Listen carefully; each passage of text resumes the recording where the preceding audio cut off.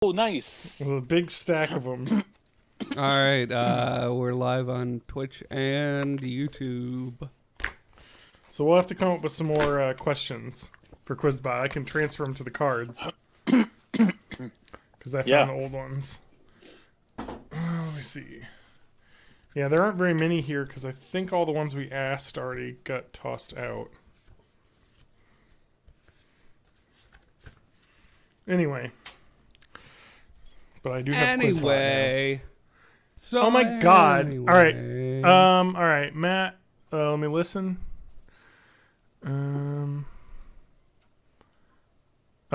Let's see here. It sounds like the YouTube video has no audio. Hold on. Check. It should. It could. Oh, let me see. Is it like way behind?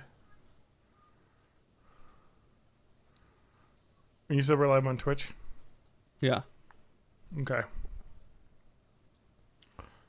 Boom, boom, boom. You said we're live on Twitch? Yeah. Okay, yeah, the YouTube video definitely has audio. Where is why can't I ever find? It says you're not on Twitch right now. Well, I got the notification on my phone, so we're on Twitch. Is it? I don't what? Sometimes it's just easier to click the following link at the top. I don't know if I can have like. I can't hear anything in the YouTube video. Let me try reopening it. Is the YouTube video is that self muted like on the bar? No, it's all the way. I don't have a mute button on here. There's something fucking with your audio outputs and shit. I don't think so.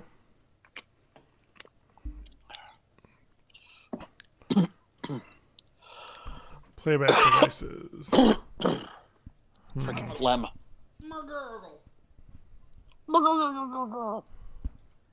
Sound like a murloc today.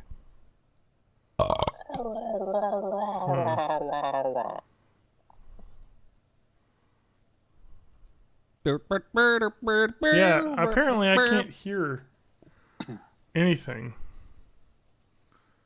What the fuck is happening? Do I have a different audio device? Alright,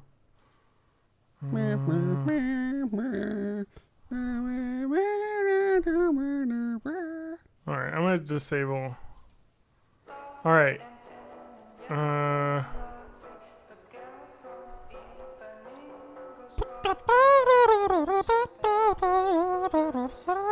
I don't know why I can't hear anything. Nothing is coming through. Oh, this is why? Because my microphone is the speaker output. Even though I can hear you guys not through my microphone, I think the device on the Hangout was default different. like browser output is doing that. Okay. Yeah, that happens. Now I can fucking hear everything. All right. All right. Let's see. All right, turn your music off so I can get levels here. All right, here's John talking in a normal voice. All right, Matt. Hey, it's your boy Matt. Don't forget to hit that like, comment, and subscribe button. Yeah. And the bell. Hit the bell. Ding the bell. Ding the bell. TJ. Mountain Dew Code Red, the nectar of the gods. Too bad that in the bottle, it's the worst tasting of the three ways I've drank it. Now, I've heard that Code Red is actually the blood of Gamer Jesus. Is that true? I would agree with that. All right, we sound like we're good. Code Red in the can is the best tasting. Second best is Code Red from the fountain. And then Code Red in the bottle is number 3. Still good, but it's that aluminum flavor it just makes it better. You love that aluminum flavor? It's like a weird thing to develop a taste for, but I'm the same way with like cans of Coke or like Barks Root Beer. This podcast is brought to you by Barks Root Beer in a can with traces of aluminum. Oh, hey. So, do you Or want to know aluminium why, for international listeners. Matt? Do you know why aluminium canned drinks taste better? There's science behind this. Because they're killing us somehow. No. Because I have an iron deficiency? Yes, science. Yep. Science section, pre-podcast science section. I'm just doing a little bit of yes, science. I'm just doing a little bit of hashtag tweet salad. John Rowe, the science bro. Comey interview. Hashtag ACM awards. What the fuck is that? Hashtag American Country Music Awards. For a musician, you certainly don't know much about that. Uh-huh. I don't know anything about country music other than that Bo Burnham song. I don't know what that is. Oh, I bet I could. Oh, wait. Are you talking about Bob Burnham? Yeah. Bob Burnham. Caps jackets. Hashtag John Cena. Hashtag. Which of my other communities want to hear me podcast? Oh, you already got there and there. I'll throw in Yep. Demon Tomato Dave. Where the heck would I put that?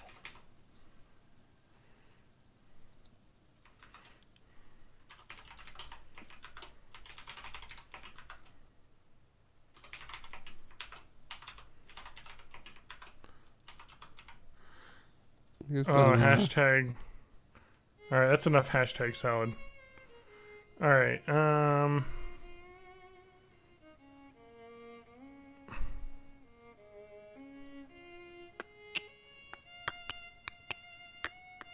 Oh my God. John Cena and Nikki Bella broke up. Oh no. Who? Exactly. Love is dead. All right. Love is dead. Is that Catherine? No. It's real life. Love is a battlefield. That was a really good burp. That was great. Yeah, I'm super impressed with you. Good job. What's love got to do? All right, are you ready to start? Because I'm ready to start. Yeah, let's start. Let's start. This was born in the 80s. Start game. A brick ball and a brick ball. TJ's cold. What? Up, down. TJ is gonna give it to you. All right, ready? TJ, funk you up. I guess so. TJ, funk you up. TJ, funk you up. Yeah. TJ's gonna funk you up. TJ's gonna funk you up. TJ's gonna. All right, let's get started. Ready, player one? Yeah. Yeah. I saw that. Good. Well, maybe we could talk about it. I think we can. Since I don't think TJ cares enough. Ready Player Oni. I will see it eventually. It looks. We won't spoil the fun thing, but I called it. The fun thing. I don't know what you're movie. talking about. Oh, the second challenge? Yes, yeah. I knew that was going to happen. Yeah, I guess that's the only thing that's like really a big deal if it's a surprise. It's not from the book. Yeah, like it was all a the surprise challenges that was really are different fun. from the book. But everything else, there's nothing else that's like really spoilerable. I think the last one's the same as the book. Right? Doesn't he play Adventure in the book? I don't know. No, it's a different game, I think.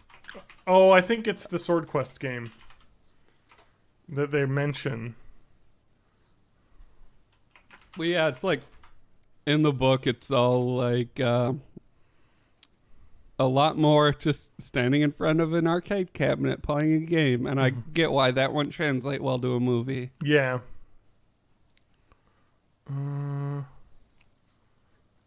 Oh, yeah. Oh.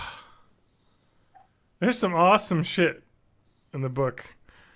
I forgot there's like Blade Runner in the book. Yeah, they couldn't do everything.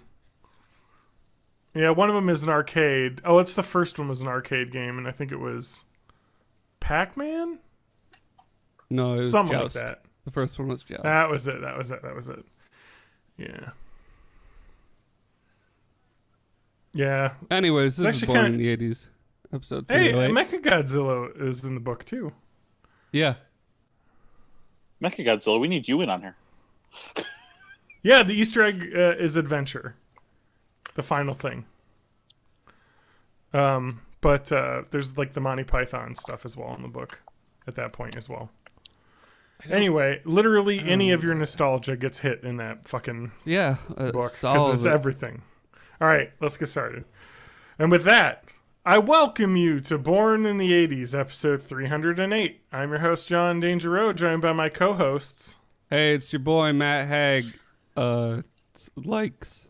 'em all. Okay, that's And good. it's TJ May of May over here. Bell. Bell. Hey, Hit- it's your hit that bell. boy, Skinny Ding. Penis. Ding that bell. You can ring that bell. Yep, ring my bell. As Blondie once said. That's true. She did. I don't have a bell. Is this close enough?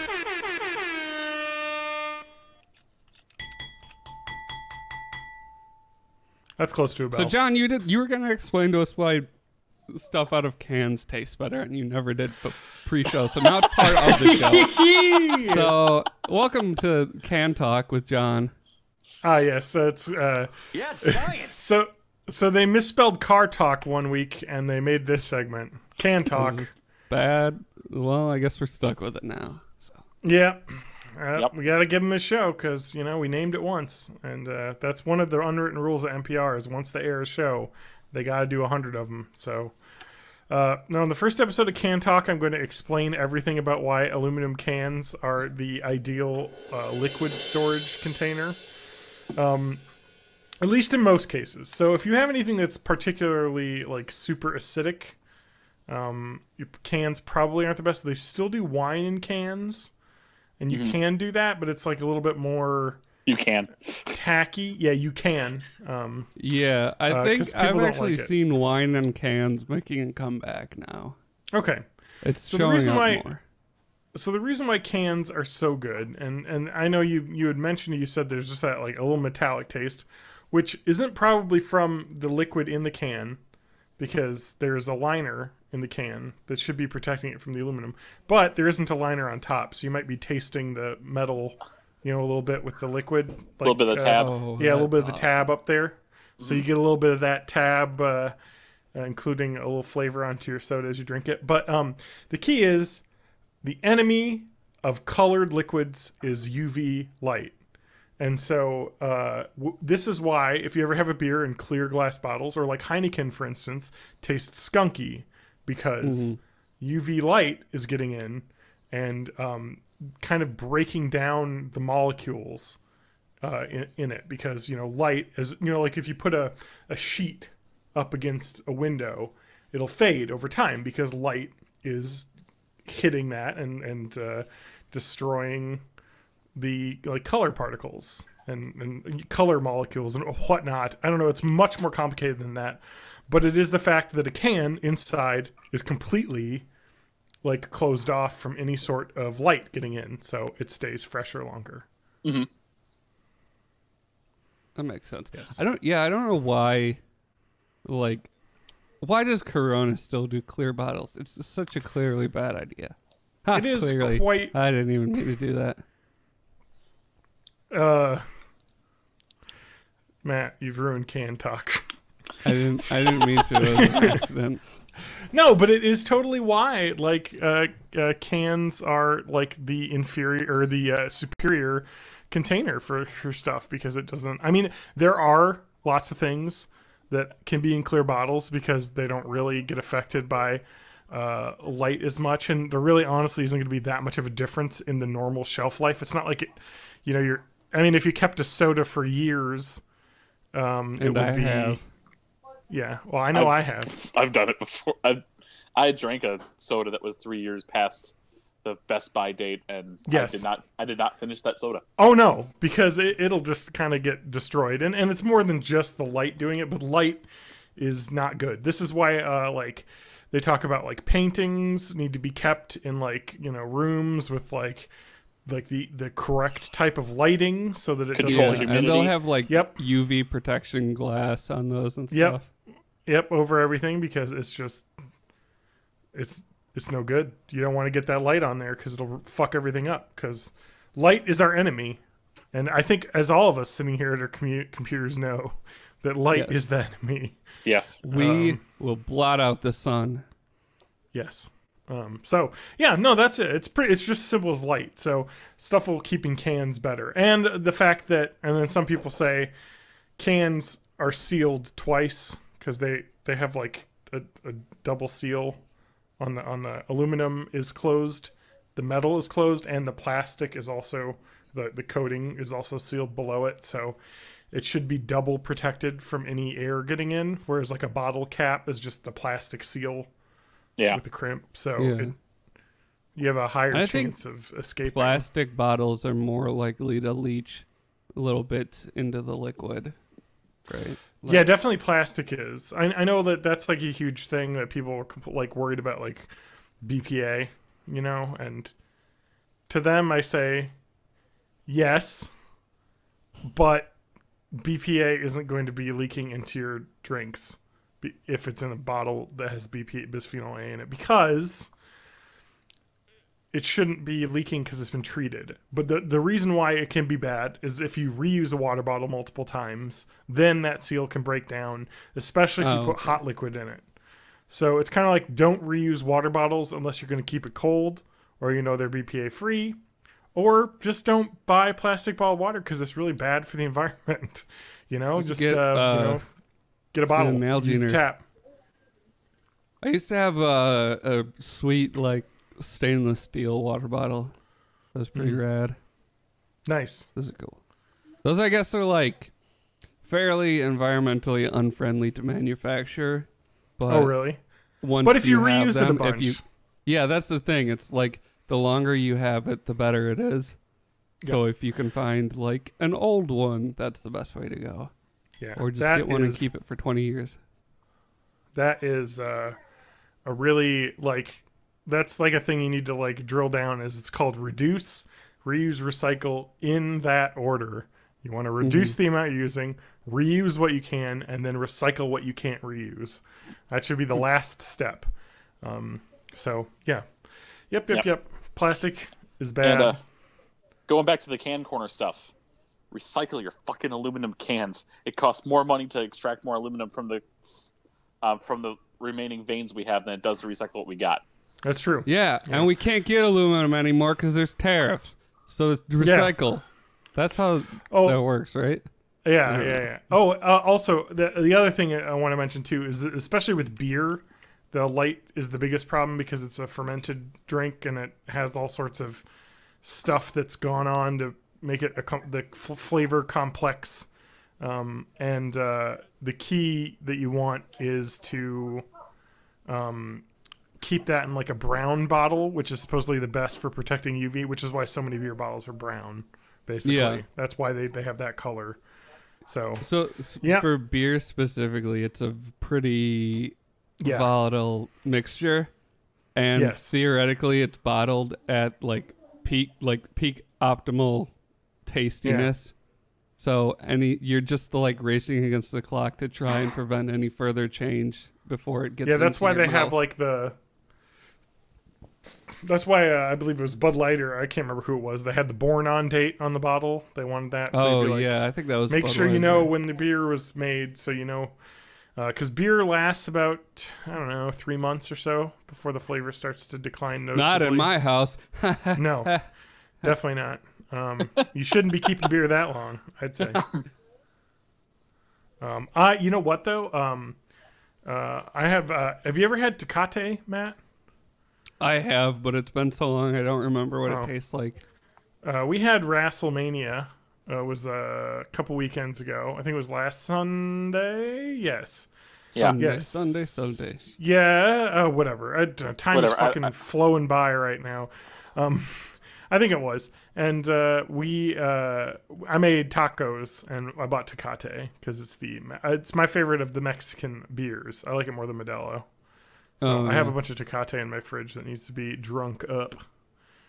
I was getting pizza earlier this week, so I went to the liquor store and I got some Peroni because that's like, for me, that's the beer that's in every Italian restaurant ever. And it was not as good as I remember it. It was like really bad Italian Miller Lite. Yeah, it's actually a really funny thing, like that we think all these foreign beers are fancy, but you go to the countries where they're made and they're like, no, this is like our Miller Lite.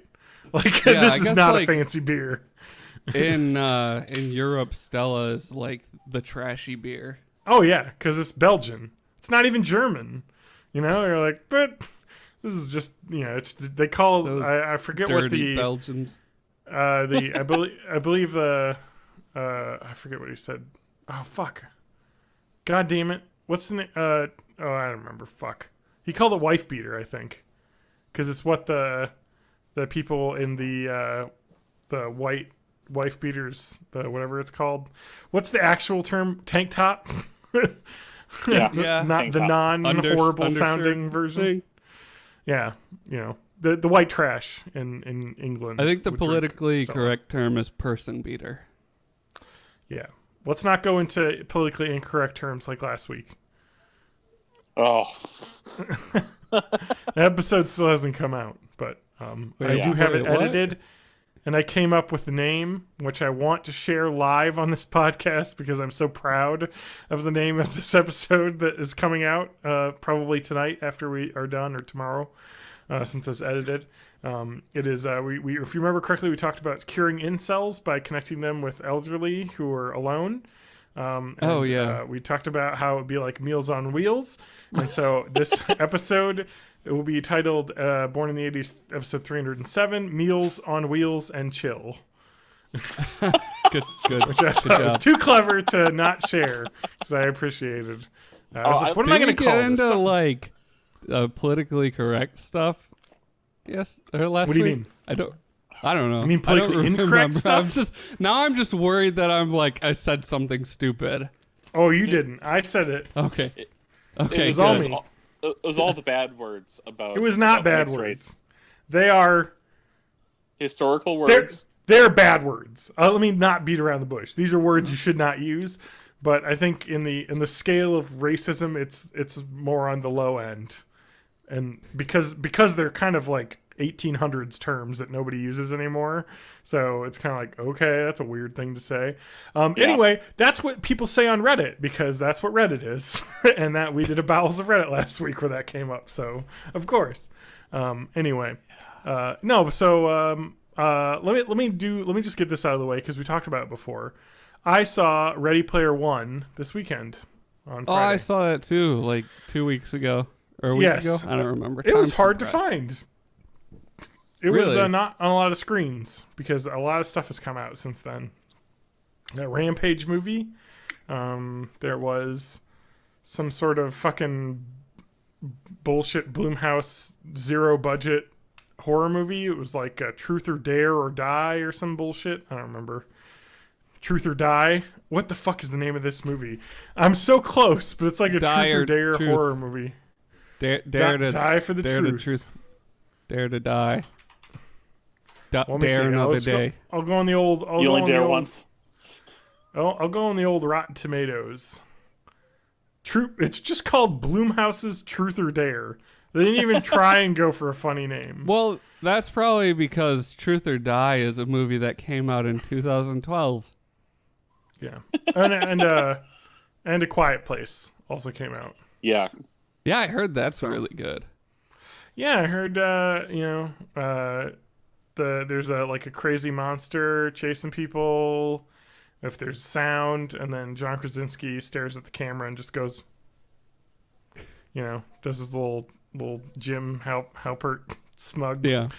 No. There was a pretty good mashup of the Quiet Place trailer with a bunch of Office clips. Nice. So go looking for that.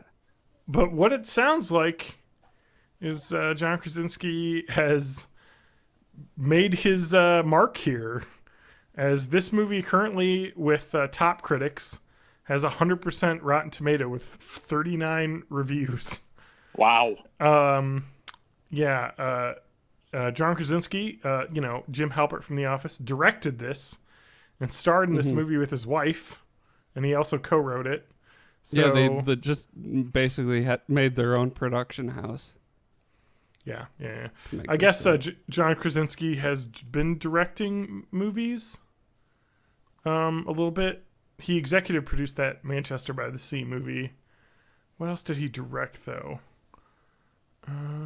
Anyway, he's been like kind of, I guess, directing some indie stuff. So it's been kind of like his, I'm moving from actor to director a little bit here, so I'm glad he did well. That's awesome. He seemed like a really nice guy, and I loved him in The Office. So he and his wife and his fake children run away from scary monsters that chase after noises. So it looks really cool. I'm excited to see this one. Lauren saw it and said it was great. So she said it's really interesting in the theater because you're like, feel bad for eating your popcorn because it gets real quiet. The movie's really quiet. So Ready Player One. Yes. It made like 114 million at the box office. I assume that's good-ish. I liked it. I don't know if I'd give this a 3 out of 5 or a 4 out of 5. It was definitely fun. I'd probably give it a 3 out of 5. I liked it. It was really good. And it what actually did you think made about me like how different it was from the book? So it was very different from the book. And I think I like the book a lot more in terms of the world building in the book, at least in the Oasis, was a lot more large. In the book, Wade Watts, Parzival, is going to school is a big plot, in the Oasis and stuff. And then he is, it's a lot more of like him trying to put the clues together to figure out the mystery. Whereas in the movie, the clues are just like, and Lauren said, it was just seemed like they'd be like sitting there, be like, I got it. And then someone would know exactly what to do next. It wasn't like them piecing together all of these parts. There's a little bit of that, but I get it though. And it was, I will say, incredible looking. Like just the action in this movie, like that. They start off with a car chase as the first challenge, and boy, was that just impressive to watch. Yeah, that was basically really cool. Spielberg like playing all the hits. Yes, like giant monsters, explosions. T-Rex from Jurassic Park, and King Kong, and it was just really fun to watch. Like it was really exciting, and I think the movie was paced really well. It flowed really well. It hit all the story beats. I think the movie picked up on the theme of like spending too much time living in nostalgia better than the book did. Yes. I thought the book did it okay, but maybe that was just because I picked that up from the book myself, reading it, and I was thinking about that a lot, and maybe I just read into it more. But yes, I think that the story of the book and of the movie is the creator of the Oasis, which is the VR world, basically was a single guy and very introverted and kind of was obsessed with what he was obsessed with and his pop culture that he loved, and he never really let anyone in, and he kind of missed his chance to. And I forgot that, in the book, his girl that he liked married his co-creator after he basically didn't make a move, when they went out. And they kind of split up as friends and co-creators because of that. So, and it was kind of like a, like go for it, like don't, make friends, get out there in the world and experience, relationships and not just, focus on I don't know. It's a little bit better played out, I think, to see it in the movie, because you get to see people and the relationships they make. I like the casting. I liked, they did a really good job with H, which I won't spoil because it's just fun. It's the same as in the book. Well, similar in the book. Similar, and yeah. Still fun. And I really liked Shoto and Daito, or Sho and Daito as well, which that was Yeah. fun. Which as well. one's the one that's like 11? Yeah, I think it's Sho. He's an 11-year-old That was a good. Yeah. Chinese American kid, and he's like a badass. And then Daito is a Japanese American kid as well. So it was they did a good job with that because, I think they were that way in the book too, actually. Anyway, and I won't spoil the second challenge, which someone had hinted that they appreciated that Spielberg was able to delve into his own fandom and nostalgia in a challenge, instead of going where the book went with Ernest Cline's nostalgia with like War Games and Monty Python. This was like, what is Spielberg a big fan of, and what kind of movies would he like to base who in film nostalgic did he challenge look off up of? to? Yeah, and You what mean his filmmaker movies? did he look up to? No. Himself? He is a very he had a very I guess close relationship / admiration of a particular American director who's very well beloved. And he was able to use some of that. And I don't want to spoil it because it's really good and really neat. And that part was awesome. That part really had me Just the smiling. way they were able to stitch together, like, I don't know if they recreated The music. When the sets music hit, physically and stuff. They but did. I think they used film from the original and then they composited used over file it. footage and they were able to integrate that so everything looked seamless. I'm not going to ask any further, but I just want to know if it's this one director. Is it Francis Ford Coppola? No. Okay. No. Then. No. Oh man, I think you're in the right Godfather era, would but have been cool. Yeah.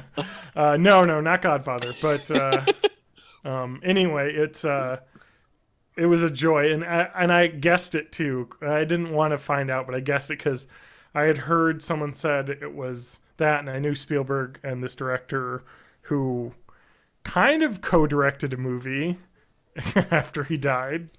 You're hinting too much. I'm hinting too much, yes. But anyway, you should go see the movie if you like a fun action movie that's got like cool Easter eggs in it and is fun. It's just a fun movie. I don't know how to describe it. It's a summer action movie, but with a little bit more depth to it than your what's his name? Who's the guy who directs all those terrible Bad Boys movies? Michael Bay. Michael Bay.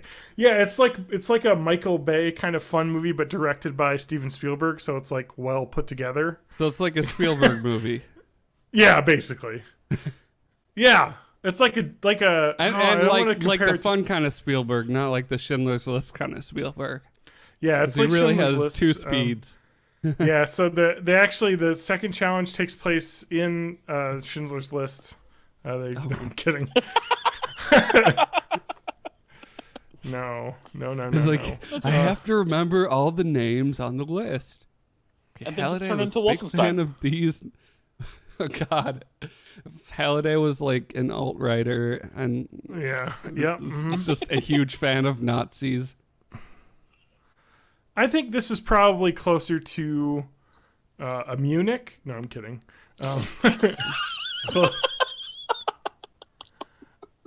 I'm just trying to like think through his like movie history and like what movies It's really he like directed. a Saving this is Private close to. Ryan. No. I don't know. Oh, you know what? Wait. Oh, he didn't direct this movie, did he? The whole movie's just a remake of E.T. No. Who directed Gremlins? He didn't direct that. Who did direct Gremlins? He produced. He was a producer on that, if I remember. There was a gremlin no. in the movie. Anyway, he. This is oh boy, I can't say because all of his movies are so good, and this is definitely not as good as some of his like classics, like Jurassic Park or other fun ones. But I don't know. There's nothing to compare it to. Maybe Lost World. It's kind of like the episode of Columbo that he directed in 1970. Yeah, exactly. If you remember that, classic. I don't know. How about like how? But it's not like Minority Report because it's fun. Minority Report's just interesting. Minority Report. I don't know. The Color Purple? Yeah, there it is. You got it. Anyway, it was a fun movie that he did. So a lot of this movie takes place like in VR, essentially, right? Yes. Mm-hmm. Okay. But should I see this in theaters, knowing that I don't have time? No. Okay. I'm not going to say you. I don't think it necessarily has to be a theater movie. Okay. Yes. I definitely wouldn't say if you don't have a lot of time, definitely don't like go out of your way to go see this in theaters. It's fun and good, but if you don't see it in the theater and you catch it on video, like you're fine. Yeah. Like I'm glad I saw it in the theater just because of how the spectacle, but I feel like you'd probably be fine. This isn't but at like the same time, if you're gonna watch it on DVD or whatever, then you have the ability to pause, because like the scenes are just these densely packed I Spies of like pop culture explosion. So you can pause and be like, oh, that's Jim Raynor, that's that character, blah blah blah. Yeah. Oh, there's a Hello Kitty in the background, you know, like just weird fun stuff. Yeah. Yep. So no, overall really fun. I enjoyed it. I would probably do the pausing on a second watch through. Yeah. You know, kind of like a Scott Pilgrim's level of that.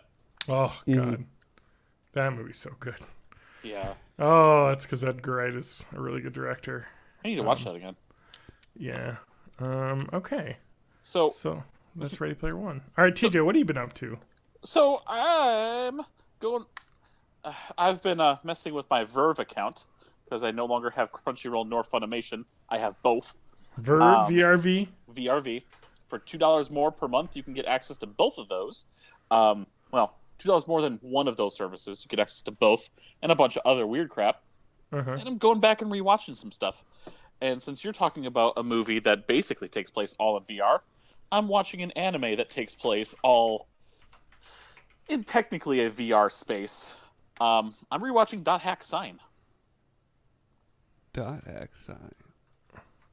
Are you familiar with this, Matt? No. The only... Well, I guess it's a book series, but the only, like, anime-ish VR thing I'm aware of is Sword Art. Yeah, and Sword Art's basically a blatant ripoff of Dot Hack, and they try to make it more actiony and fun and more shonen. More, teenage boy idea. Whereas Dot Hack, I don't want to say it's more of more for intellectuals because it's about interpersonal relationships. It's the thinking man's VR anime movie. Exactly. Even though it takes place, so before I get to my Kingdom Hearts level of what the hell is going on with the entire series, let's just break down this what's going on in Dot Hack Sign. So in the near future, 2007. Is it 2007? I don't know. This took place back in like 97 is when they actually wrote this. It's a fictional 2009. Fictional 2009. At the Wikipedia page. Here we go. In the year 2000. Yes. So, in a fictional year 2009, online gaming years ago was basically completely banned, and the internet worldwide is now operated by one company, the CC Corporation. And they eventually released one online game called The World. It is a massively multiplayer online RPG. The typical kind of character classes. Long swordsman, dual blade, heavy axe, wave master is just magic person, etc. And the story starts where you see this young wave master, Tsukasa. He is kind of dazed and confused. Turns out he has a slight bit of amnesia. And after a little bit of him interacting with other people, you find out that his consciousness is entirely in the game, and his body is no longer in front of a computer. Because his body is basically fallen into a coma. It's really only happened to him. It's not something that's affecting everybody, as is the case with Sword Art Online. I was going to say, this sounds like Sword Art Online to me. Well, exactly, but it predated it, and really did just where Sword Art Online, while yes, it does focus on relationships, Sword Art Online also is big on the action. Dot Hack really does not focus on the action. It is definitely focusing on the relationships between the people. So, throughout the story, you've got the whole cast of characters. You've got people who betray each other. You've got people who've got ulterior motives. You've got people who are really just doing dumb crap for fun, including player killing. It's definitely, if you watch the first 2 episodes and you don't like it, I wouldn't continue. But if you get intrigued at that point, it's worth a watch. The series does get complicated because there are, I want to say, 4 different anime series, 2 sets of OVA animations, where I think there's like 3 or 4 OVAs in a set, and those 2 sets of OVAs correspond with series of video games, where you watch one and you play an entire video game. And then your save file will carry over from one video game to the next, and then you watch the next one, and then you play that game. Because the OVAs take place in the real world, while the stuff in the video game is happening in the video game world. Okay. And I really want to go back and play the original series. The problem is the original quadrilogy of games was PS2. Yeah, Dot Hack Infection I remember playing. Yeah, I have Infection. I like that game a lot. Yeah, it's great. I love it. I love Infection. And you'll understand a lot more of Infection if you watch Dot Hack Sign first, because Sign takes place before. Yeah. But yeah, Infection. Oh, I thought this was expensive. I was like, oh man, getting a copy is expensive. It's at $70 on Amazon, but that's new. Yeah. Used is $10. So Infection, Mutation are easier to find, but Quarantine and Outbreak are the real gems and really hard to find. Yeah, Dot Hack Outbreak is. Yeah, well, they're not so expensive, but How bad? $35 for Outbreak, which is kind of a lot for a PS2 game. game. And what was Dot Hack Quarantine. 4? Yeah, Quarantine. Quarantine is not cheap. I'll 110. tell you that right now. Dot Hack Quarantine, the final chapter, is new, $277. Not surprised. Used, $130. Okay. Yeah. Because nobody bought this, apparently. So then after this quadrilogy of games, the next set of games they made was Dot Hack GU, and they made 3 of those games. Well, those were remastered in a single PS4 package. Oh, okay. And I have that, and that PS4 package on the one Blu-ray comes with all 3 of those games. They made a 4th game and put it in there.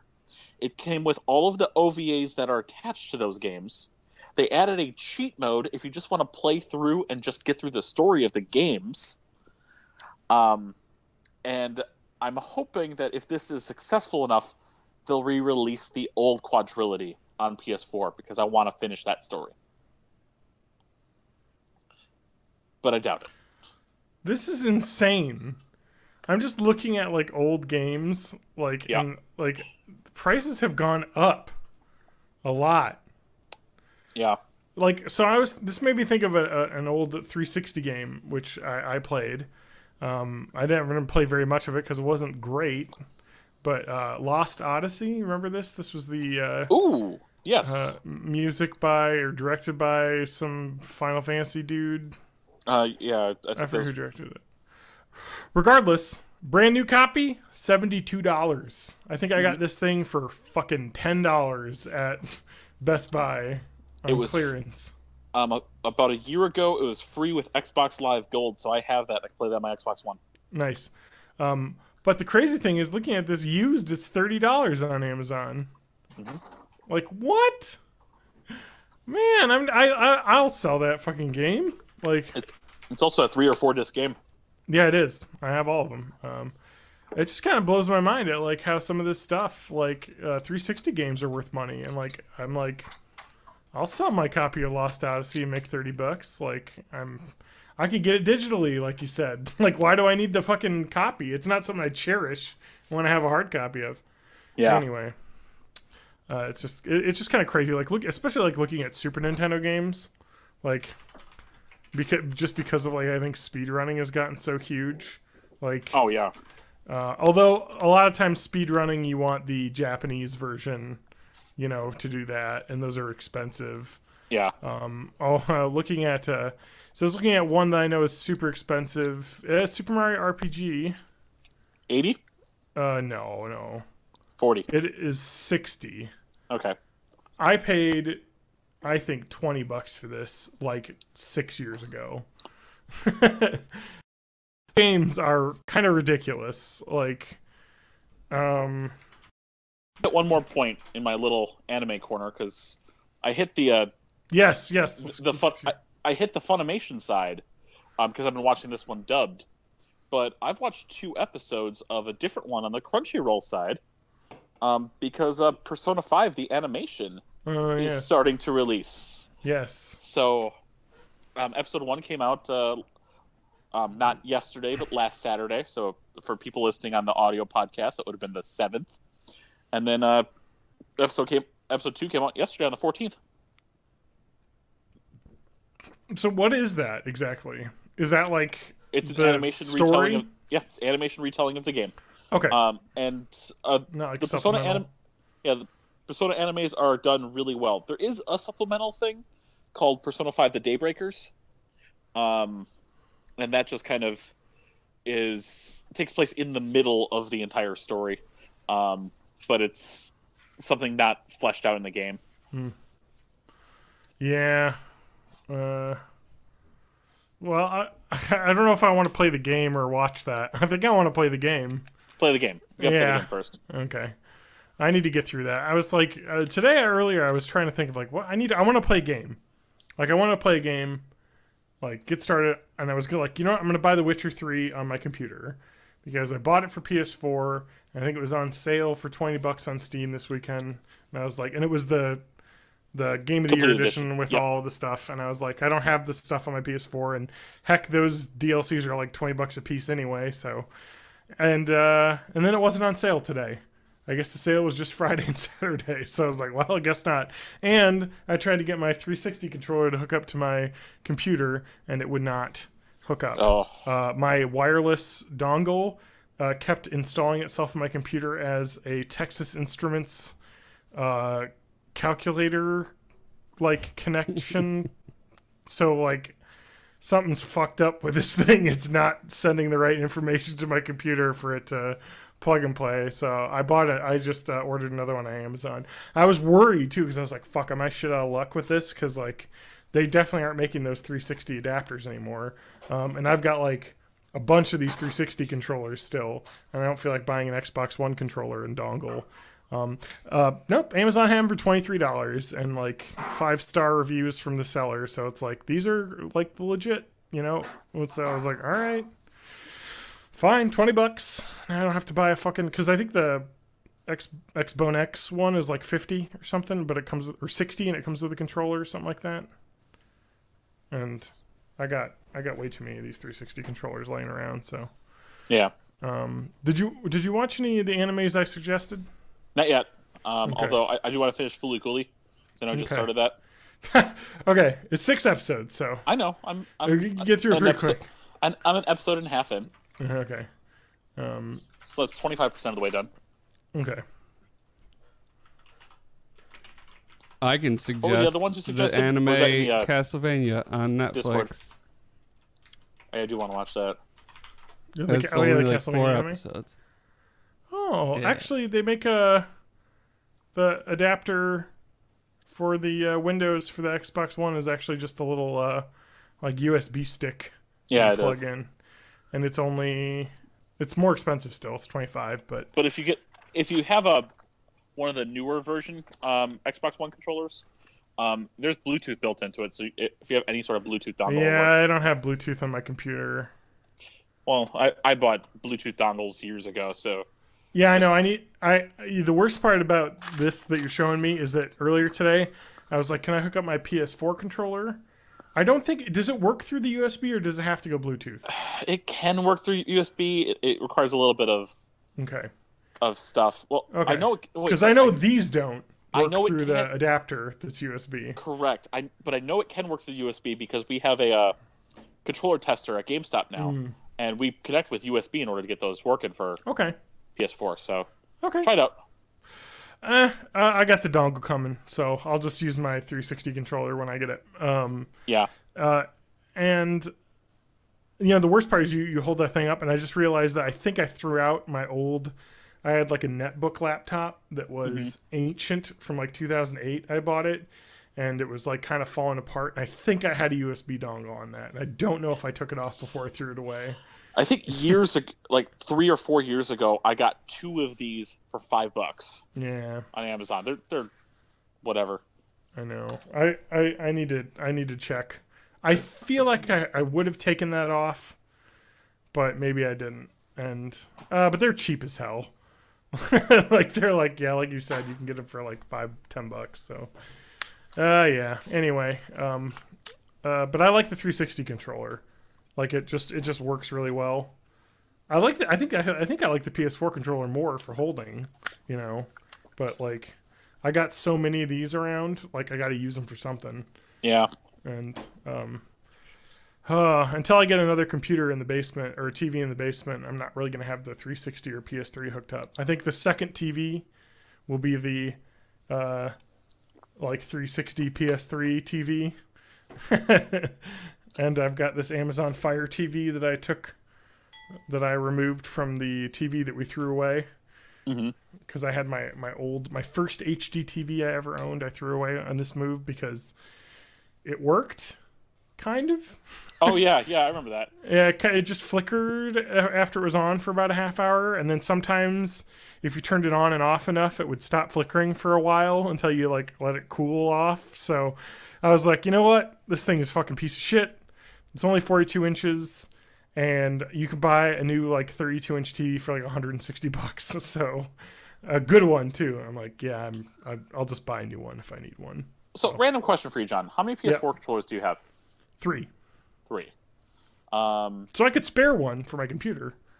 Yeah. No, what I was gonna say is, if you ever picked up or ever found one cheap, one of those Cronus Max Plus little devices, it looks like a USB stick. The way those things work is they let me use any controller on any system. So like back before I had a good amount of PS4 controllers, I could use my Xbox One controller to play PS4 with that device. I mean, the button layouts are basically the same. So I could use a 360 controller on a PS3. I could use PS3 controller on PS4. You could use keyboard and mouse on Xbox One or PS4. It was great. That seems like a nice thing. Is the D-pad on the D-pad on the PS4 controller is really good, right? It's decent. Because it's better than this fucking piece of shit. Yes. The D-pad on the 360 is fucking dog shit. Unless you get the better 360 controllers that have the flip option that switches to a plus style. Yep. But no, I hate the disc. Hate the disc. It's really imprecise. It is one step better than the Duke D-pad. What was that? For the old Xbox? That thing was more disky than that one was. Yeah, I like the thing I like about the 360 controller, and I'll put it up on screen again, is I really love the placement of the analog sticks on this. That just feels natural to have. I don't know if I can show it. Just the way that your hand sits on this thing, I love. Yeah. And the PS4 is good too, but I often find when I'm playing a game on PS4, this is so fucking like minute. But when I'm playing a game on PS4, I feel like the controller slides up my hands a lot, and I have to keep like putting it down, because with this you have like one hand higher up on it and one lower, so it's like I don't know. I like the handles on the PS4 better than this though. They're big. I get a good grip on them. Nintendo Switch Pro controller solves all those issues. That is a great controller. Love it. Love that's a good controller. And it's got a good heft to it as well. I kind of want a second one. Yeah, they're so pricey. Yeah. But, I got the Splatoon one. which is yeah, Splatoon 1. That's cool. Yeah, the dual colored. Yeah. Yeah, it was $5 more, or actually, I think it was $5 cheaper on Amazon. I don't know. It was a pre-order, so I think they just had some sort of deal going on. So I was like, hell, I'll buy that one. Why not? 40 hours of battery life on a full charge. Oh, it's a. I forget to charge the stupid thing. It's a joy. Yeah, I never charge it. Yeah, my PS4 controllers die in about an hour. Yeah. But they charge quick. And the nice thing about the fact that you have like a universal like USB charger is I just have a USB for my phone next to my couch, and I just plug it into that, and it's like, yeah, it's fine. Yeah, so nope. Matt, what have you been up to? Yeah. Being surrounded by very annoying cats right now. But I started playing a game called Steam World Dig 2. And it says on the startup screen that it's best played with a controller. But I do not have one. So I just play it with the keyboard and mouse, and it seems to work fine. Hey, Matt, I know someone who has a lot of controllers at his house. I just need an adapter for it. Oh, weird. It's true. I have like 5 of these. Nice. They keep breaking. This was one of the This was one of the Amazon Prime Twitch games for really? month, the month of April. Yeah. Oh man, I'm gonna have to get on that. So I don't know. Is this like this is like a whole genre of games, right? Where you're just digging endlessly? Because I think there's a few other games that do this. But it's it's a very sort of all the parts I like about Minecraft, which is breaking shit. And it's very relaxing and fun. And you're a little robot lady with blue skin or blue Isn't it kind of roguelike metal. Too? I don't know. Because I haven't looked at a lot of Steam. Go ahead. There's a cat here that I have to deal with. It doesn't seem like, I don't think any of it's like procedurally generated or anything. Okay. So, at least it doesn't seem like it. It seems like everything is kind of constructed in a certain way. Cool. Yeah. I played this on. It originally launched on the Switch, and I actually, I think they talked about how like this game, like just sold like crazy on the Switch, because I think it was one of the first like indie titles that was like on the Switch, and like now the Switch has like 500 games you can buy on it. It's kind of blown up. Yeah. So it's not quite like as easy to stand out.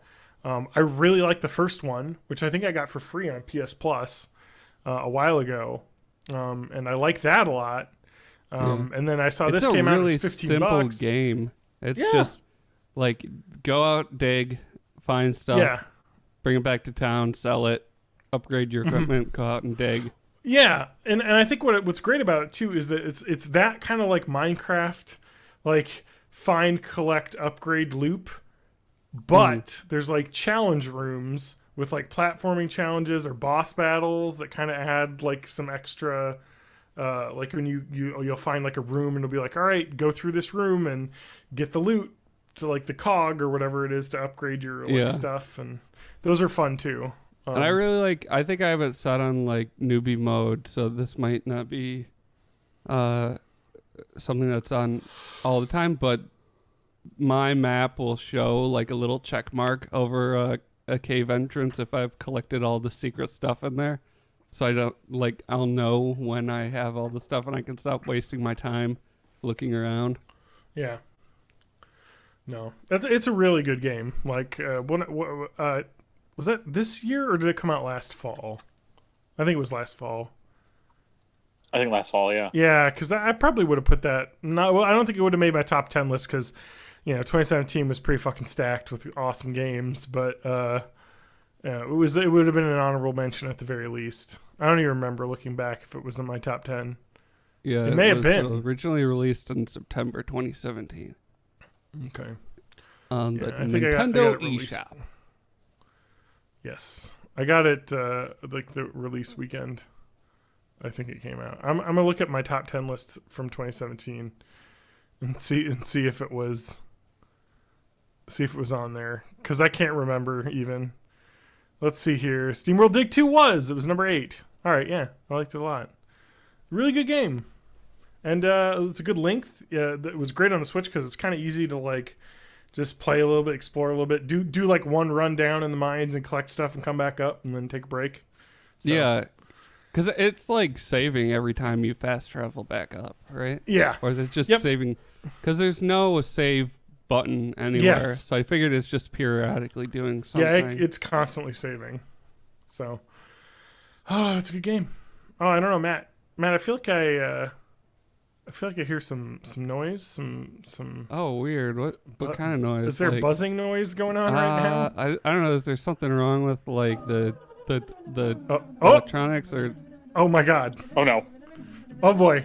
Ugh. It's your boy John this week with the Melissophilia moment. I'm stealing Matt's one segment.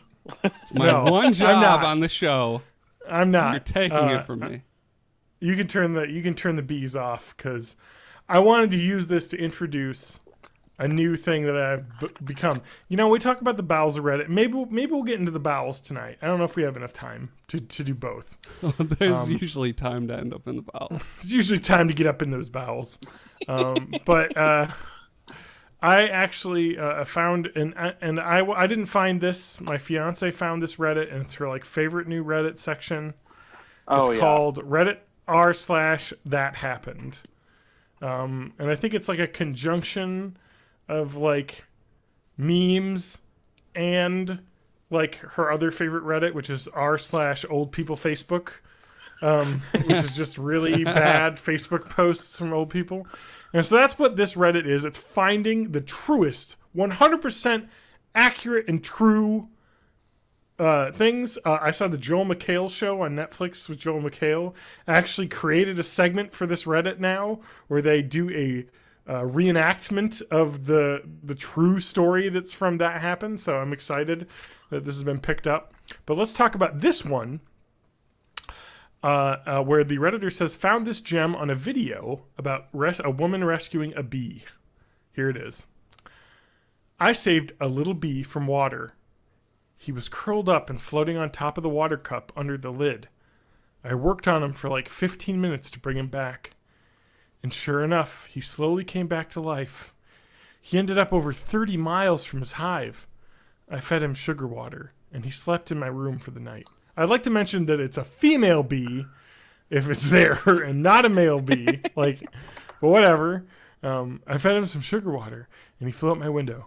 The next morning, he was at my window. You know, the little bee tapping at the glass. You know, throwing rocks, he's got a pebbles boom against box. the window. Yeah, he's got the boom box. Do you like jazz? Yes, asking about jazz. Jazz. I just want you to know that didn't go unnoticed, TJ. And so I let him in, and I fed him again. Every morning for 5 days, he came back for food, and I kept my window cracked so he could fly in whenever he needed to. But on the 6th morning, I woke up to not 1, but 4 bees on my bedroom. I fed them too, but 4 bees turned over to 100 bees. When I walked outside, they all followed me everywhere, and they were all over me.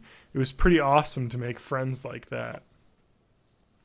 That story is 100% true and accurate because she read it on the internet. So yeah. So the first red flag is how does she know that he's 30 miles from his hive? Yeah, you know. Okay. Let's I mean, this is truly like Melissophilia.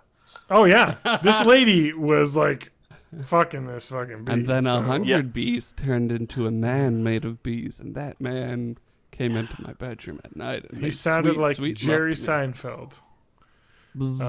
And they had a son who was in Every iCarly. time he said the word bee, he kept talking faster and faster. Yeah.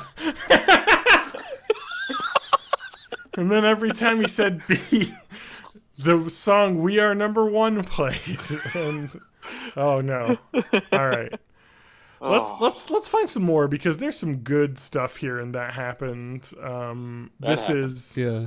And I so stumble onto this one occasionally, and the thing I like about it is it'll start like realistic, but it'll just become crazier as it goes until at the end it's like, and then everyone stood and gave me a standing ovation, and they every cheered time and me it's out the people room. clapping, and then everyone clapped. That's how it ends every time. All right, let's read this one.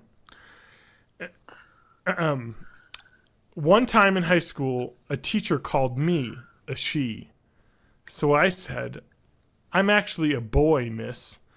Then one of my classmates slams his hands on the desks and shouts, "You're no boy."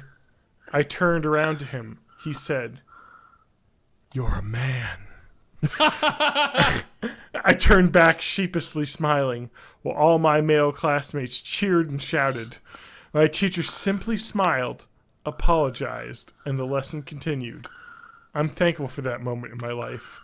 It gives me hope for the future, that more trans people will be supported and visible. 100,000 shares on Tumblr. That really happened. Exactly the way that's put out. So, yeah. Anyway, that's one. That's one. That's a good story. I don't think it happened. All right, let's talk about this one. This one was described by a Redditor, Don't Lose Your Ed, by "It deteriorates the more you read on." How many D's are on that Ed? Only one. Okay, so it's not double D. No. Okay. It's I don't remember which Ed that one is, but anyway. Neither do I. Not double D. One time in first grade, I caught a daddy long legs and put it in a jar and brought it to school for show and tell. And all the boys cheered and all the girls screamed. And then I opened the jar and let the spider crawl into my hand. And suddenly a girl sitting in the front row screamed so loud and shrill that I violently jumped back in surprise. And the spider got so emotionally confused. Okay? It jumped off my hand and sailed across the room and landed on some kid's forehead. And the kid immediately went insane, started thrashing around and headbanging and punching himself in the face and kicking, I know, right? and kicking desks and chairs and other kids trying to get it off. And the entire class erupts into a volcanic explosions of prepubescent chaos. And everyone is running around in circles screaming and crying and shaking. And then my teacher jumps onto a desk and shouts, "For Narnia!" at the top of her lungs, and dives headfirst into the crowd, takes out the entire class with a flying tackle, and everyone goes down in a hog pile of first graders, and the whole time I'm just standing there in awe, and the whole time the spider's like, seriously guys, I don't need this right now. What is this story even?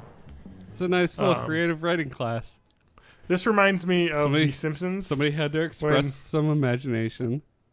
Yeah, when Ralph says he saw the teacher and the principal in the closet and they were making babies, and I saw one of the babies and he looked at me like, no, you didn't see any of this. Anyway, so yeah, Hello, Super Nintendo Chalmers. Yeah, I'm learning. I'm going to keep an eye out on this one for some choice ones in future, so maybe there'll be a That Happened segment moving forward, because these are fucking choice. I just had to use the crossover of Melissophilia for that B1 to get this new segment off the ground, so. All right, important update. Yeah? I just put insoles in my shoes, and they feel wonderful. Well, what kind? Dr. Scholl's? No, just some generic Walgreens ones. What is the Walgreens Dr. Scholl's? Like Professor Shoes? Does that have a fake name? Oh, did I already throw it away? Where is my thing for it? Yeah, I think I threw it away already. Nice feet pads. Or did it end up in here? Yeah, they're like... No. Oh, there goes my head. Anyway. I wish I could find it. I mean, all I can find are Dr. Scholl's online, so... Those are nice. As the late, great Mitch Hedberg once said, Dr. Scholl's is a doctor, which means he went to school for a long time. but it doesn't take a doctor to know that it feels better to walk on a cushion. I would buy that thing from a Mr. Scholes, or even a Senor Scholl. Mitch Hedberg. Oh, may he rest in peace. He God, sure that guy was loved awesome. heroin. He did. He loved making great jokes and doing a lot of heroin. He had a lot of high level wordplay, but he just played it off like it was just the way he thinks. Yeah. That's like drugs. The thing about stand-up comedy is that people are like, oh, it's easy, just get up there and talk. It's like, no, man, that guy planned that shit out real good. Yep. That's why he was so good at it, because it's kind of like our podcast. It seems like really casual and off the cuff, but we're all just reading from a script. We spend days. Yeah, we got the full script here. Here's the next part. Matt is going to say, John is the greatest script writer. The greatest script writer. Oh, wait, did you just add that? I don't remember that being in the table. Yeah, I got the doc open here. I'm typing as we go. So some things are improv, but that's it. I don't know. Does anyone else have? Come on, we got to have some other stuff. What have you been doing, TJ? I played a game. What game? Oh, besides Adventure Capitalist, because we're all playing Adventure Capitalist. I am. And I'd be playing it right now if I wasn't using that phone to... Damn it. I don't know where my phone went, or else I'd be playing it right now. I was tier 8 for the event for like a brief shining moment. So it's like impossible to be tier 8. Yeah. But I am getting those megabucks. I almost have Mars open. So I still want to play Mars. But I went a little bit old school. I got into my .hack kick, and I have that .hack GU game, but I didn't want to. I fell asleep trying to play it. But I got up early one morning. I'm like, you know what? I haven't played in a while. I never beat Dark Cloud way back when on the PS2. I never did either. And I've had it digital on the PS4 for probably a year now. I want to play more Dark Cloud. Yeah, I think I talked about this in an old podcast. I bought Dark Cloud 2 on PS4. Yeah, you did. And because I never played that when I heard it was really good, and people are like, it's even better than the first one. And I really like it, but yeah, I haven't played that first one. I haven't played that in decades. They need to release more PS2 stuff over on PS4. Because I would probably buy a lot more, and I'm a big fan of the old Grand Theft Auto games, and one that everyone tells me is so good, I've never even touched, and that's Grand Theft Auto Vice City. I have, I believe, 3 copies of Vice City, and none of them play. Because something is up with the Vice City discs, is that they just fucking wear out. I don't know what happened when they made them, but they need, I don't know, they need to put it out in a format I can fucking play. So I have it on Steam, I think. Yep. And so I can play it on there, but it's kind of janky. Actually, you know what? Maybe I'll play it on Steam and make myself invincible and just play through the whole game. Because the problem with those old games is the 0 checkpoints. I could probably read this entire list of PS2 games on PS4 in one breath if I attempted to. Yeah. Well, it's because they want people to sign up for their PS Now subscription, I think. But there's not more PS2 games on there. It's just all PS3 stuff. I know. And it's kind of like the 360 when they, put a lot of those on backwards compatibility, and it was I think a while they weren't doing it, but now it seems like every fucking 360 game is backwards compatible, which is awesome, including the ones that shouldn't be. Yeah, Call of Duty 4. Yeah, weird shit, and it's they can get this shit figured out. Sony, where the fuck are you? I don't know. I think Sony is just kind of taking a back seat. I mean, I know there's people that have used to work at Sony, and they're just I don't know. Especially with the Fortnite stuff. Why? I don't know why they won't let us connect, or Rocket League servers. Rocket League, Minecraft. It's ridiculous. Yep. It's because Microsoft did the same to Sony when they asked. Yep. And so Microsoft did it when they were the market leaders. Yeah. Sony is doing it now that they're the market leaders. It's just a little petty, and it sucks because the people that pay the price are the gamers,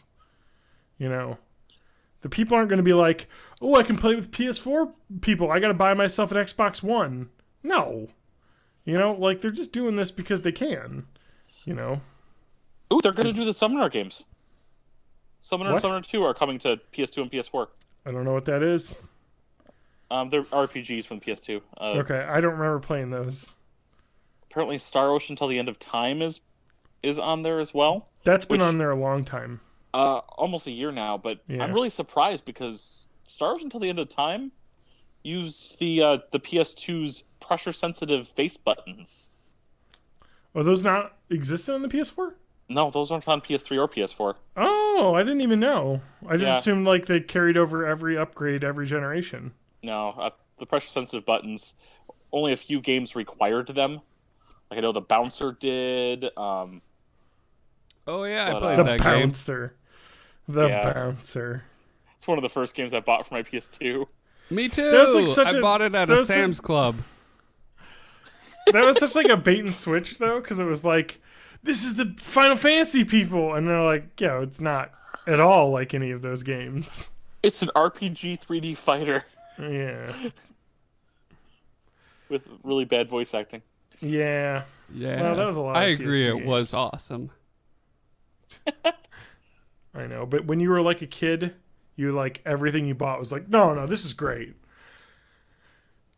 I wouldn't have wasted my time on something. You gotta defend your purchases to the hilt because you can only buy one game every like 3 months. So you're just like, The great thing about This- the bouncer was you upgraded your uppercut enough, you could just like spam uppercut and have like the enemies would just stay in the air until they were dead. It was great. By No by strategy. the end of the game, when you had to deal with the enemies that were always blocking, there was an unblockable attack you used to do. I think you held down R2 and hit square, where basically you just rolled over and did a kick from the ground upside down, Yeah. all right. and you just kept re-spamming that over and over again to This actually is do your- anything. Oh yeah, that's the one. this is That's your- the one. Yeah. This is your patented born in the 80s, the bouncer tips and tricks The section. bouncer fancast. Next week we're gonna have some tips and tricks on how to beat that final boss. It's a real doozy. But Here's a preview of that. You do that move that TJ just described over and over again.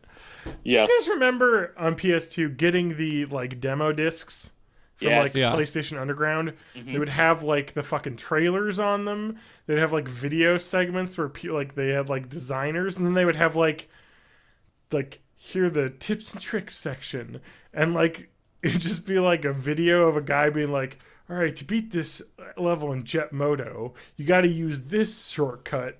Like, it's like, this is so ridiculous. Like, it was like the internet didn't exist, you know? So this is how you would get your content, you know? And I remember subscribing to that, and thinking it was like the PlayStation Underground is like, I get demos every, like month so I can try out new games. It's like pays for itself, mom and dad. So it's pretty cool. And I was like, this magazine is actually a game I can play on my, console, which is so cool. I have those, like a big pile of those discs somewhere. I hope I didn't toss those out because the video game website Giant Bomb does a segment called, they do a video series called Demo Derby where they go through a lot of those old demo discs. And there is some fucking joy on those discs. Just some ridiculous, like, old E3 footage and stuff, and like old interviews with like game designers, and like there was like a video they had of like the Spyro team like playing like stickball on an ice hockey rink. As like, we got the team out today, to play this, and they're showing off like how in Spyro there's like an ice level. It was so ridiculous, but like that content like exists. I'm sure you can find that stuff on YouTube, because I'm sure Yeah. someone's archived it. But like that's just like fun, goofy, like late '90s, or it would have been early 2000s in PS2 kind of shit. Like was just really ridiculous. So. And a lot of those demos are real bad, like some real bad old games, like a lot of Tony Hawk wannabe clones back then. Because that was Tony Hawk was the battleground or battle royale of the early Yeah. 2000s. Yeah. Because everyone wanted a skateboard game. Like, well, for the longest time, I only played Tony Hawk on a demo disc, and it was just that one warehouse level. Yes, with like the same. the Oh my God. what's that fucking band? The Goldbergs or something? They're Goldfinger. No, Gold. Yeah. I don't remember. Oh my God. So do you remember on the GameCube, and I think it was on PS2, the Disney's Extreme Skate Adventure game? No. You never played this? No, I didn't. So I know of this because there on, I believe it was the Awesome Games Done Quick or Summer Games Done Quick, somebody speed ran Disney's Extreme Skate Adventure. And it's like Tony Hawk, except for that you play as like different like Disney characters. So Tarzan, he's got like a little wood skateboard. He's skating around and grinding on like vines. Simba is skateboarding around like the boneyard, like collecting all the like the skate. It was exactly like Tony Hawk's. And there's a Buzz Lightyear level. There's a create-a player human skater for a level, and Metacritic, the GameCube version, 76 out of 100, so not awful. Oh, there's an Xbox version as well, because it came out in 2003. Oh, original Xbox, not 360. Yeah, old Xbox, yeah. Yeah. Okay, yeah. No, I just remember seeing that and being like, yeah. This is listed in the Tony Hawk's series, so maybe it was made by the same designers? No, Toys for Bob. Okay. The creator of the Disney Extreme Skate Adventure video game were the people that created, you know, the classic PC game Star Control and Star Control 2. Like, they made these classic PC, like, sci-fi RPG adventures. And then they're like, oh, no, actually, we'll make... They made a 102 Dalmatians game that was on Dreamcast, Game Boy Color, Windows, and PlayStation. Yeah. Extreme Skate Adventure. Hey, you gotta pay the bills. In the early 2000s, they switched to all Skylanders, so I'm sure they're doing great.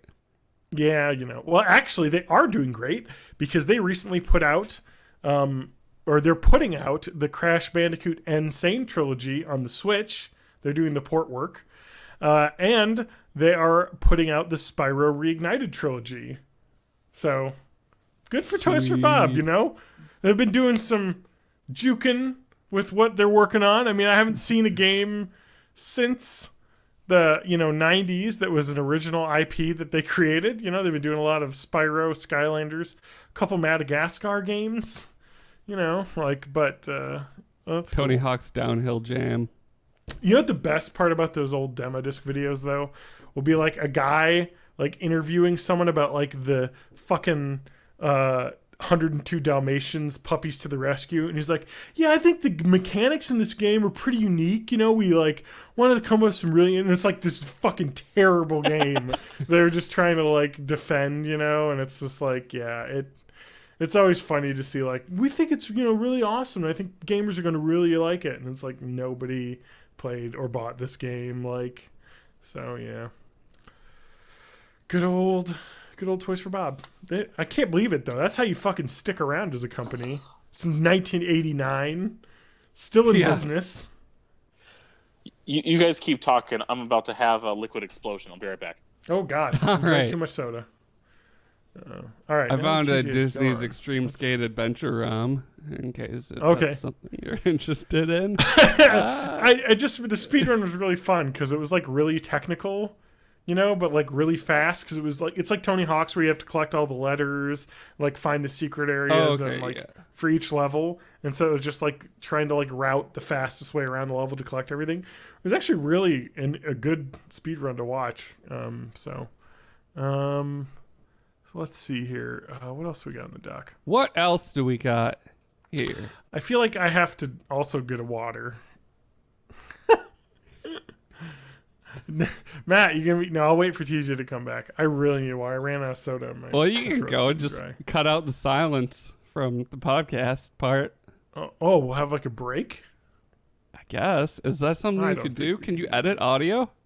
I don't think I can do that. I don't know. I mean, how much time do we got left anyway? Like, how far through the podcast are we? We're about an hour and 20 minutes in. Yeah, we're pretty much to like the last segment here. We're on like the fucking home stretch. CJ couldn't have made it.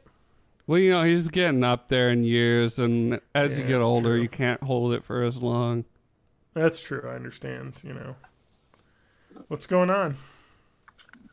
Matt's exactly right. I'm getting older, and I can't hold my. Oh my god! Coming Can't from hold me, your the soda. guy that has to pee like 4 times every podcast. All right. Well, I gotta go get some water, so I'll be right back. Oh, Matt, what's been new in the world of VR? Not a lot. I mean, the people started getting their Vive Pros, and it seems fun, but it's way overpriced. So that's not great. But the nice thing about that coming out is that the normal Vive is like $4.99 now, so it's coming down. So hopefully, that's cool. That'll lead to more people getting the regular Vive. It's like, I think it's like the same price as a Rift now. So, when I was still down in Mississippi visiting my parents, and my mom and stepdad, and they ended up getting one, PlayStation VR at least. I got to see the second model of the PSVR, because they did update it to actually have HDR, but they actually changed a little bit of how the chassis works on it. Oh yeah. I mean, functionally it's exactly the same, but the PSVR had just about all of its functionality in a little there's the processor, but in terms of what you actually do, all of its functionality was in a little dongle dangling from your VR headset. So your power button, your mute, your volume up and down were right there, and that's where you plug in your headset. On the new model of the VR, it's actually in the headpiece itself. So you actually plug in your headset like up here. So you have a lot less weight coming down from the headset, and then you have your volume buttons. It probably feels more balanced when it's on top of your head. Exactly. And then the volume ended up being like right on the bottom of your eyepiece. So it was in a very easy to find place instead of having to follow a cord down to find where your adjustments were. Nice. Yeah, I look forward to further developments in VR, especially if they're not like $800. Yeah. Yeah. Yeah, that was you guys are talking about the Vive Pro. Yeah. A bunch of different things, but yeah. I think that was a little bit disappointing that they came out with the price point that was the same, but I don't think maybe it's like just the headset. It's the same for the Vive 2 headset as it was for the full bundle for the Vive. Yeah. And I've heard it's better. Like the screen's amazing.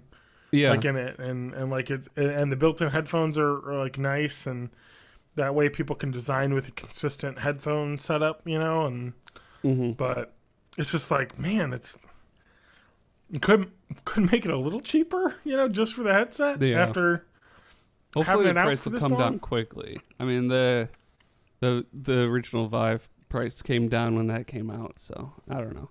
Yeah, they might that's just leave true. it up there until Vive 2 comes out, but I want a better screen. But yeah, the screen is like 70% more pixel density, so it does make a huge difference. Oh, wow. I just want to talk about a game that I see has been on the new and trending list on Steam. A VR game called VR Kanojo. The The fuck heck is that? this? This is Steam version about this game. In VR Kanojo, you can hang out with lovely girl next... Oh, I'm sorry. Just before we continue, I need to warn you that this game does include nudity and adult themes. All right, I got you covered. All right. Just want to warn everybody beforehand. Sexual content. All right. Here we go. In VR Kanojo, you can hang out with the lovely girl next door, Sakura Yuhi. You'll practically feel her breath on your cheek and the warmth of her fingers on your arm as you laugh and talk the day away. Better yet, VR controllers simulate your hands in-game, letting you interact with her more directly. Just imagine all the possibilities. Oh yeah, and you can customize Sakura's appearance with a variety of different outfits too. Sound like fun? You bet it is. So thanks for buying VR Kanojo. We hope you enjoy your time with Sakura Yuhi. And then there's a little explanation on how to change English or switch to English subtitles.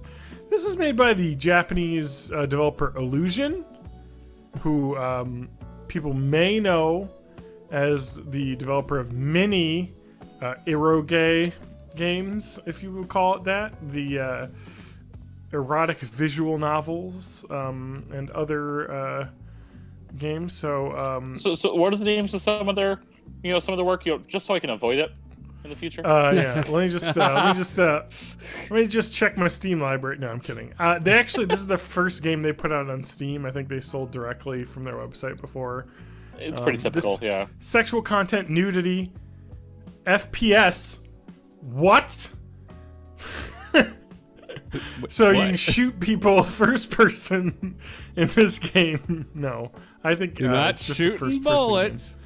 Okay, let me read you some of the other user-defined tags for this product. Sexual content, nudity, FPS, VR, anime. Okay, this makes sense. Adventure. Okay. Psychological horror. I don't think that's going to be accurate. Okay. Maybe, I guess in a maybe way. the fact that this is some sort of Black Mirror episode, basically. It's going to get expensive, though, because you're going to have to buy one of those Vive trackers and then a roll of duct tape so you can attach it to your flashlight. Yeah, it's like you're going to have to get, like... No, but this is going to be like a Black Mirror episode where you meet, like, the Sakura girl... And then, like, she just starts saying more stuff about your real life, and then you, like, can't get the headset off, and it's like a whole Black Mirror episode. You got it. And then the final user-defined tag... when you don't have the headset on. Memes. So, good. This is meme-tastic. All right, now it's time to Google image search. I mean, it can't be too porny, or it wouldn't be allowed on Twitch. No. Oh, on Twitch, no, but Steam. Oh, it's on there. I've just clicked. Oh, sorry. Did you say it was gaming? trending on Steam? I thought you said it was up and coming on Twitch. No, Steam. Oh, okay, so it could be porny. Well, there are some video walkthroughs on this game that you can find on the reputable video website Pornhub.com. So can I do a speed run? I'd love to. Summer games done quick. No, this game is very illicit from the way it looks. Is there a non-VR version? Probably yes. I would have to imagine, but I feel like you'd want to play VR because I mean that's the whole idea. This game is very, very much a VR sex doll. So enjoy that for what you will. I mean, especially when it says like, hang out with this girl. You can customize the way she looks. It's like, oh, so it's just, a VR watch sex her doll. sleep. Mm-hmm. Oh, here we go. Polygon.com actually has an article about this. Infamous Japanese erotic game company makes its English debut. I mean, this is how I knew about this company from this article that I'm reading right now. Not just past knowledge. The eroge dev. They used the correct term. From this article. John takes a drink of water. I'm doing my Mark Zuckerberg here. Just any sip of water. I'm a real human. So basically, it's just like feel up a girl in VR, and then it's much, much more than that based on the Pornhub videos I've seen. Yeah, it's illusion. It's good. Yeah. I mean, there's a market for it, so. Well, good. Oh wait, so apparently, wait a minute. All right, where's my wallet? So, TJ. Yes. Just for you, you have a PSVR. Yep. Have you heard of the game Summer Lesson? No, and I was just looking through all the PSVR games. Maybe this is a Japanese only release. I'm gonna find out. I'm gonna get to that page again. Someone described VR Kenosha as a hornier Summer Lesson. Okay. So what is this? I believe Polygon described the game Summer Lesson as the scariest VR experience I've ever had. There's definitely too close for comfort. So basically, oh, it's not in the U.S. Boo. You just you basically talk with a girl who you're like her tutor in like Japanese. I don't know. Anyway, I guess wait. It says, but the new episode of Summer Lesson didn't just test the limits of my physical boundaries. It turned out hanging with Chisato wasn't the fun ego boost of. Basically, she just like would talk to you. The girl lives in a creaky Victorian-style mansion, seemingly alone, and her interests include practicing magic tricks that involve swords that she plunges into your body. So I guess this girl you're teaching a lesson like stabs you with the sword in VR. Like, what is this? I mean, it's you know, I'm not going to kink shame. Maybe some people want to be stabbed with a sword. Yeah. Everybody can I don't know get if that's a down kink, with a though. little sword play now and then. But like, I feel like that kink is like a one-time deal, and then you're dead. So I guess it's like vor. Well, it's probably like vor, where it's just a Was thing there a with fantasy. Summer Lesson VR bundle in Japan? I see a picture that makes it look like there was. Looks like Polygon, or it looks like Kotaku has another one here. On the image search, there's also a cosplay that looks like it's done, quote, in VR. You know, like the user is still there.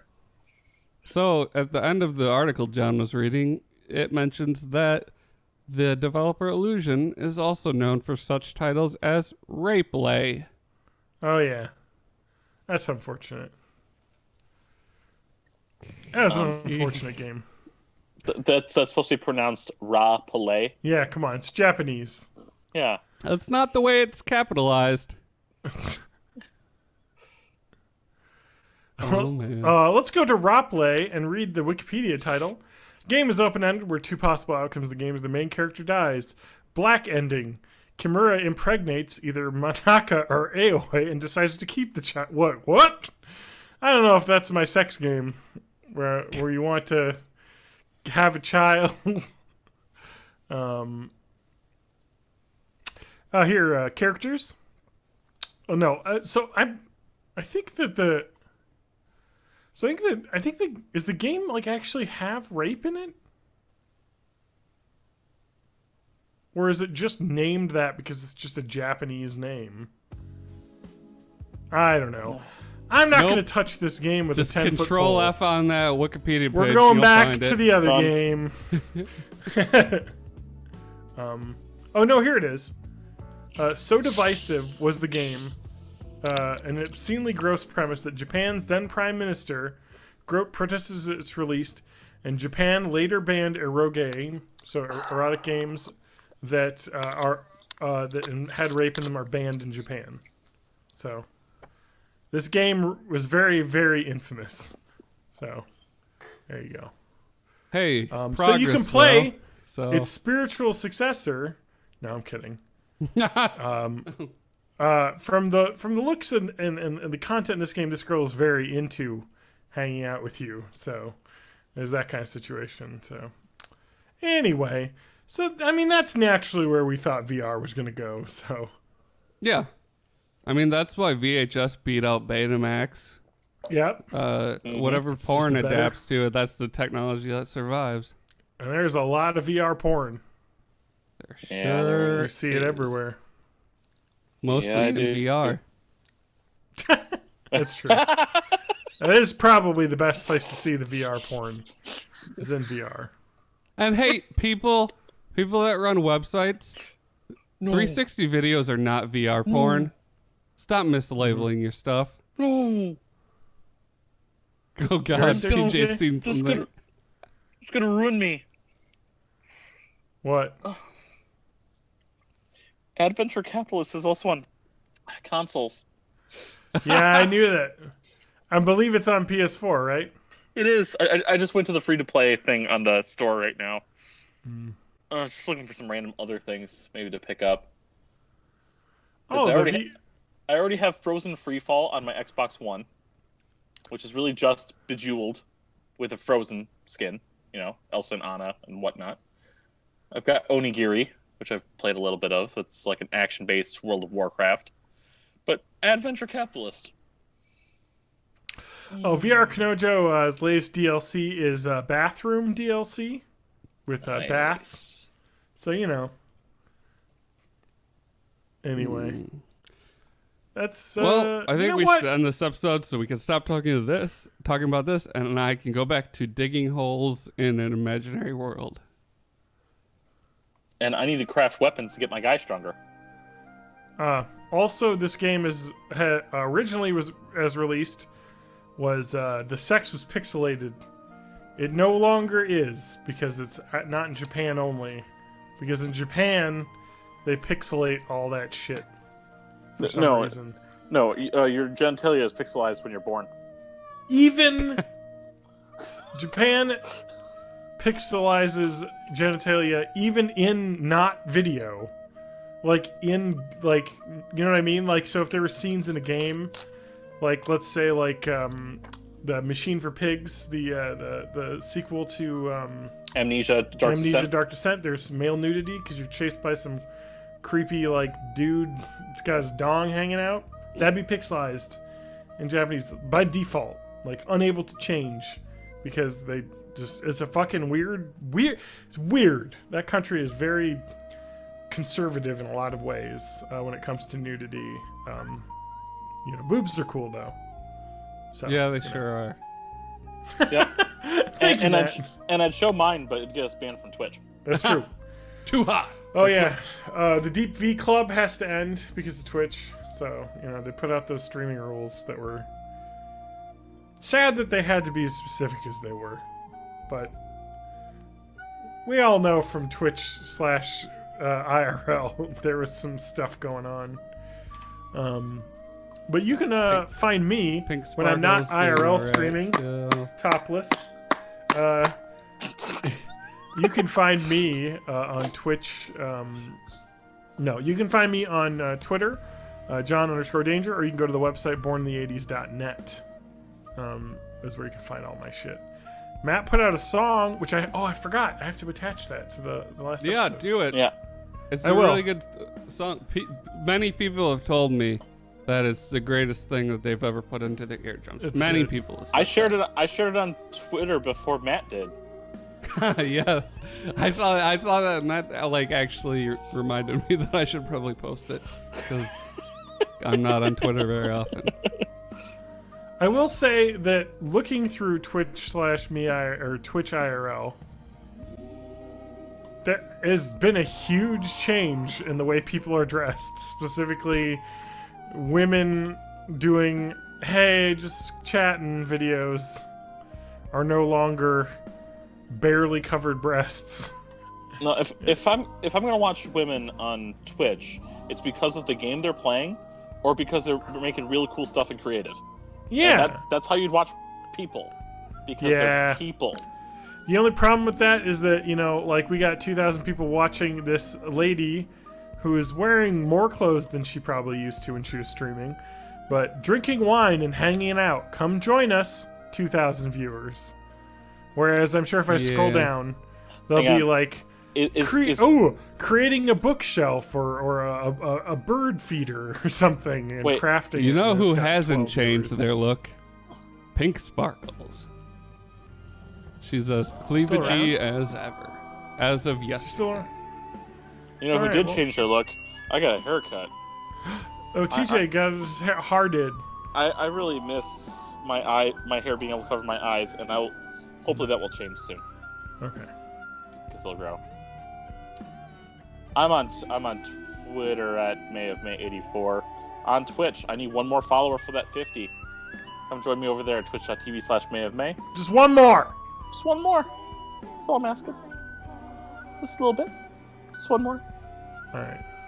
I'm Matt Haig Music everywhere, and I just wanted to mention, subs get Snapchat. So, like, if you wanna Snapchat with me, you gotta sub. I have a Snapchat, and I use it.